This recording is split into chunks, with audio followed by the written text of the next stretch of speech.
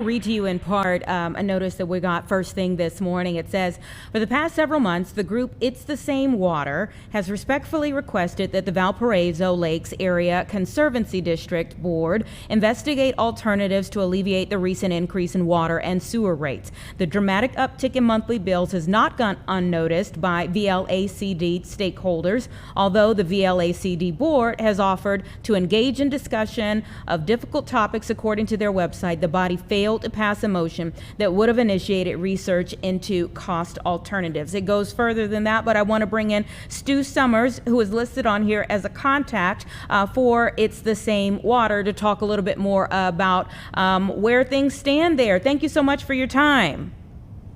Oh, well, thank you so much for allowing us to join you. We appreciate this.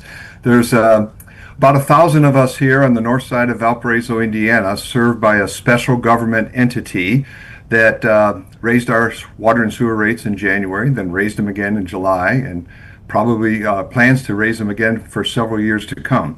So we're working together with a small group of citizens, and I think we can find a way to lower our water and sewer rates by about 40%. Wow, 40% is a lot. How much have your bills gone up? Can you give me like one example?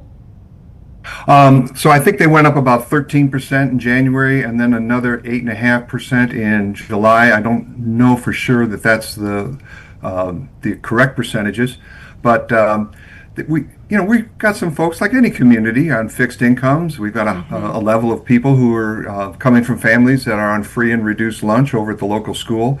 So $250 a year, that makes a big difference to an average family.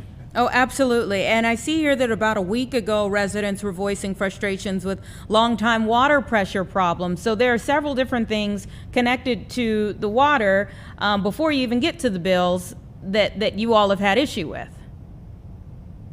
Well, years ago, 50 years ago, we were way outside the city, and we had failing septic systems that were polluting our lakes. So the district was formed. They got some grants, and they extended sewer lines down to Valparaiso City Utilities.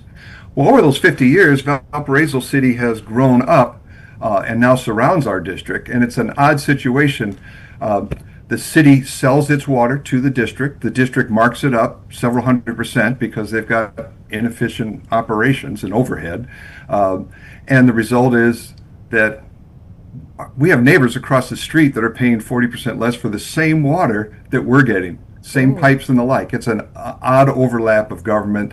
It's probably one of those things where we should say the district was formed, it served its purpose, time for some intergovernmental cooperation and some reform to help get the rates back down to the level that is fair throughout the Valparaiso area. Well, reform obviously in any form, in any place, usually takes a lot. So tell me about the process of you all raising these issues with your lawmakers in that area. So thank you. We started in July when the second rate increase came out, and we were all talking about it. We went to our board. One board member made a motion to anticipate and investigate ways to reduce costs. Ironically, he couldn't even get a second to that motion from a board of 7 people. We then had a little quiet campaign where we sent some emails and the like to board members in August and asked them to reconsider. That was kind of the kind and gentle approach. That didn't work either.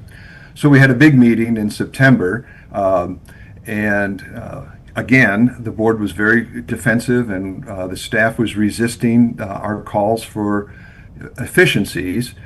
So now we've gone door to door, mail campaigns, listening to our neighbors. We found a provision in Indiana law that if 20% or more of the property owners qualify to get a petition, then the county court, which created our district, can step in and hold a hearing, and they can then do what the board thus far has refused to do. Very interesting here. And you mentioned the frustration that you were being met with on occasion here, bringing these issues up. And I see that you all are disputing claims that you actually want to seek annexation from the city. Yeah, the board tosses out these objections saying, well, there's no way you can get city water without being next to the city, and then your taxes will go up. That's baloney. Valparaiso City Utilities has two rates, one for inside the city limits, one for outside the city limits. They have over 2,000 customers who are outside the city limits who are getting Valparaiso City water at that rate, and that's the rate we're shooting for. We don't need to be annexed. We have good service from fire and police, our sheriff's department. We have Valparaiso schools. So there's really no need to even bring up this annexation. It's a scare tactic that the board has raised as one objection to what we're trying to do. So what are some of the other suggestions that you all have raised? You mentioned there the city of Valparaiso absorbing the VLACD, Homes for Water and Sewer Service. What are some other suggestions that you all have brought to the table? Well, if they sat down with the city and agreed to investigate and look at options, maybe they could take over the billing function. Our Valparaiso City Utilities recently absorbed another conservancy district on the other side of Valparaiso, 700 new customers. They didn't have to add a single employee because Valparaiso City Utilities professionally run, they're of scale, they have engineers, they have a good billing system. So I think there's options to negotiate piecemeal, to negotiate elements of the service, negotiate a way to just lease the system to the city rather than having to take it over altogether. There's all sorts of options available, but when you talk about efficiencies in government, more often than not, that means a reduced need for staff.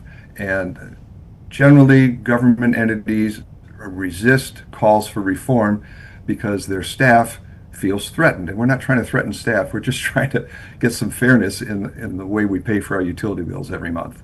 Okay, so I'm sure we, the media, aren't the only ones who have read this letter. Have you heard from any of them today?